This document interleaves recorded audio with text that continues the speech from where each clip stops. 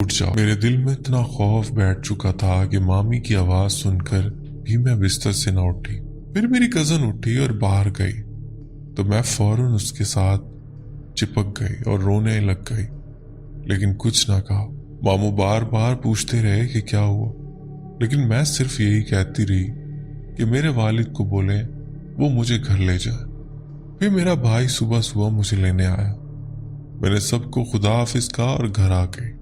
घर आकर मैंने ये बात अपने वालिदैन को बताई। ये सुनकर वो परेशान हो गए और उन्होंने मामू से सारी बात की।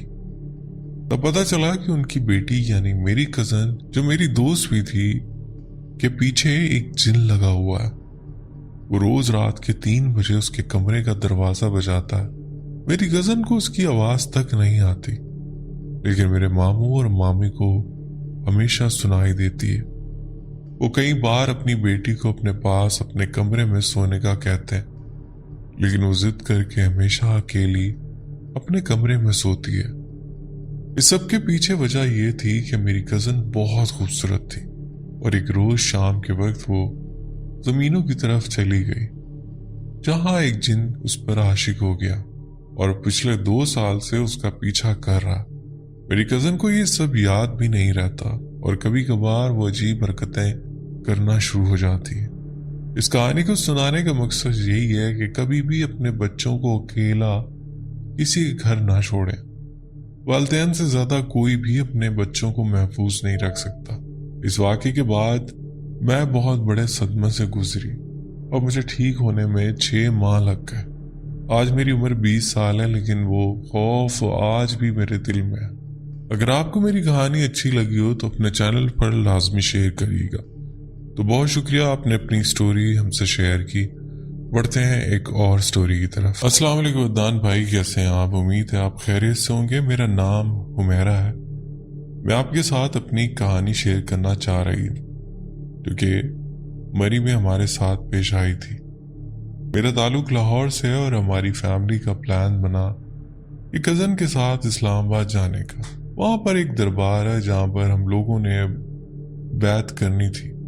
हम लोग वहाँ गए तो वहाँ से सबका प्लान बन गया कि मौसम अच्छा है तो मरी की तरफ निकलते हैं। प्लान के मुताबिक हम लोगों ने गाड़ी वगैरह करवाई और हम लोग मरी की तरफ निकल। मरी पहुंचे तो रश की वजह से कहीं पर भी कमरे नहीं मिल रहे थे। सारे होटल फुल थे और फिर हमें माल से भी आगे जाकर एक होटल मिला। होटल देखने में बस ठीक था और हमें मजबूरन वो वहां पर रुकना पड़ा। हम लोग बहुत ज्यादा थक चुके थे और हम सबको बहुत शदीद भूख भी लग रही थी। जब हम होटल में पहुंचे तो जिक्र हो रहा था कि वो बच्चा आज पकड़ा जाएगा, उस बच्चे का आज लाश पता चल जाएगा। रिसेप्शन पर खड़े लोग कुछ इस तरह की बातें कर रहे थे जो कि उनके होटल की ही मुलाजिम थे। जब हम लोगों ने अपने कमरे बुक करवाए तो वो एक कमरा हमें ऊपर फर्स्ट फ्लोर पर दे रहे थे और दूसरा कमरा ग्राउंड फ्लोर पर दे रहे थे। हमने कहा अगर इंटरकनेक्टिंग रूम है तो हमें वो दे दीजिए या फिर हमें एक ही फ्लोर पर रूम दे दें। इन्होंने कहा कि नीचे कोई भी कमरा खाली नहीं है, ऊपर भी एक कमरा खाली है और नीचे भी बस एक ही है। जब हम लोगों ने उनसे बातचीत की तो उन्होंने कहा कि चलें, एक कमरा है नीचे, हम आपको वो दे देते हैं।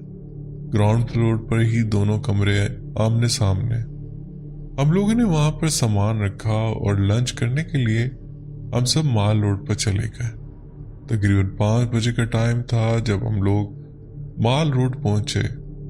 हम लोगों ने खाना वगैरह खाया तो उसी में काफी टाइम गुजर गया। बच्चे वहां पर टॉय शॉप देखकर जिद करने लग गए। हमने बच्चों को खिलौने वगैरह दिलवाए। काफी देर हम लोग घूमते रहे और इसी तरह करते करते हमें 12-1 का टाइम हो गया। जब हम लोग माल से वापस आए वो होटल काफी वीराने में था और होटल के बाहर जाकर हमें ऐसा लगा जैसे कि वो बहुत हॉरर सा लग रहा। खैर हम लोग अंदर गए, कमरों की चाबियां हमारे पास थी। हम लोगों ने कमरे खोले और अपने अपने कमरे में चले गए। 5-6 लोग एक कमरे में ही थे और दूसरे कमरे में भी इतने ही लोग थे, क्योंकि हम टोटल 11 लोग थे बच्चों समेत। अंबर आपी और इनकी फैमिली एक रूम में थी। हमारे साथ इकरा और नानो थी, उसका हस्बैंड था और मेरे हस्बैंड थे। हम लोगों ने मैट्रेस लिए हुए थे।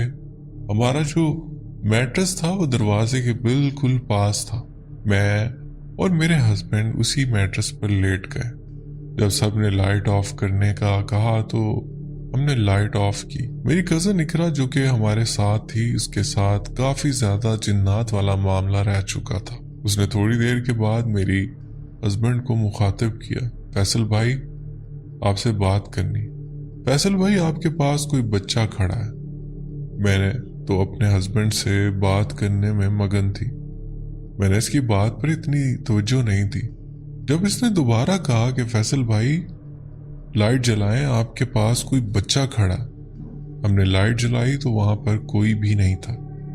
लेकिन जब हम लोग चेक इन करने के लिए आए थे तो वहां के जो मुलाजिम थे वो पहले से ही किसी बच्चे का जिक्र कर रहे थे। खैर हम लोग परेशान हो गए कि ये क्या सीन है। वो कोई 8-9 साल का बच्चा था जिसने निक्कर शर्ट पहनी हुई थी और वो अब दोनों के दरमियान में खड़ा था, टांगों के बीच में। इस बात पर बहुत ही खौफजदा हुए और इतनी देर में इसके अंदर किसी जिन की हाजिरी हो गई और वो अजीबो गरीब आवाजें निकालने लग गई और माहौल काफी खराब हुआ। मैं भागकर सामने वाले कमरे में जहां पर अंबर आपी थी, जो कि उसी की बड़ी सिस्टर थी, उनको जाकर बताया कि इस तरह से इकरा के अंदर कोई हाजिरी हो गई है। उसने कमरे में कुछ इस तरह की चीजें देखी है। खैर वो सब इधर आए तो हम लोगों ने अपना बिस्तर, तकिए, हर चीज पकड़ी और अंबर आपी के कमरे में चले गए। हमने रिसेप्शन पर जाके बताया तो उन्होंने कहा ऐसा कोई मसला नहीं है। हमने कहा कि हमने जिक्र सुना था कि ये वही कमरा है। तो कहते हैं कि हाँ वो बच्चा तो खिड़की से आता है, चीजें चोरी करता है, तो हम उसका जिक्र कर रहे थे। जब हमने कमरे में देखा तो कमरे में कोई ऐसी खिड़की नहीं थी जिससे कोई अंदर आ सके। वहां पर प्रॉपर ग्रिल लगी हुई थी और आपको तो पता है कि ग्रिल के अंदर से कोई नहीं गुजर सकता। खैर वो लोग मानने को तैयार नहीं थे। उन्होंने कहा कि ऐसी कोई बात नहीं है, अब कोई और कमरा भी अवेलेबल नहीं था। फिर हम लोगों ने अंबर आपी के कमरे में सारी रात बैठकर गुजारी। हमने उनसे काफी बहस की कि आप हमें कोई और कमरा दें, मगर उन्होंने हमें कोई कमरा नहीं दिया। खैर इकरा आपी के अंदर जिस चीज की हाजिरी हुई थी वो काफी देर तक गुर्राती रही, जानवरों की आवाजें निकालती रही। उसके बाद सबने पढ़ाई वगैरह की और दम वगैरह किया, तो उसके बाद उन्होंने थोड़ा सा बेहतर महसूस किया।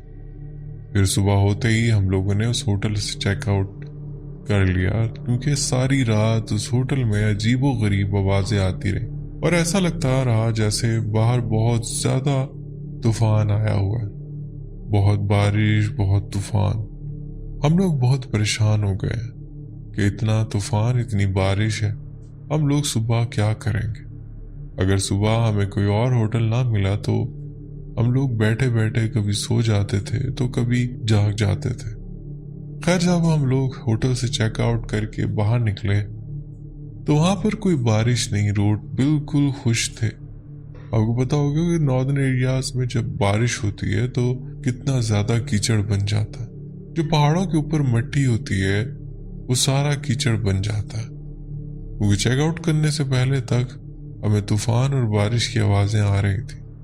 खैर फिर हम लोगों को अंदाजा हुआ कि जो भी मखलूक थी उसने इकरा को भी डिस्टर्ब किया और इसी वजह से उसने हमें सारी रात सोने नहीं दिया कि हम लोगों ने उसका राज फाश कर दिया।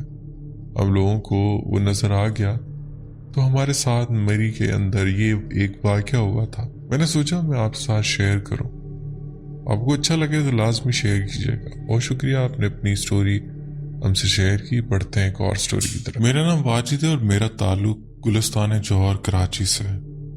जो वाकया मैं आपके साथ शेयर करने लगा हूँ वो बिल्कुल सच है। ये 1.5 साल पुरानी बात होगी। मैं फर्स्ट ईयर क्लास से ही रियल एस्टेट का काम कर रहा था। मेरे घर के पास ही ऑफिस था जो कि अब्बू के दोस्त थे, उनके साथ मिलकर मैं रियल एस्टेट का काम करता था। हमारी जो स्टेट थी वो पिंक एवेन्यू के नीचे थी। वहाँ पर हमारा ऑफिस था और इसके ऑपोजिट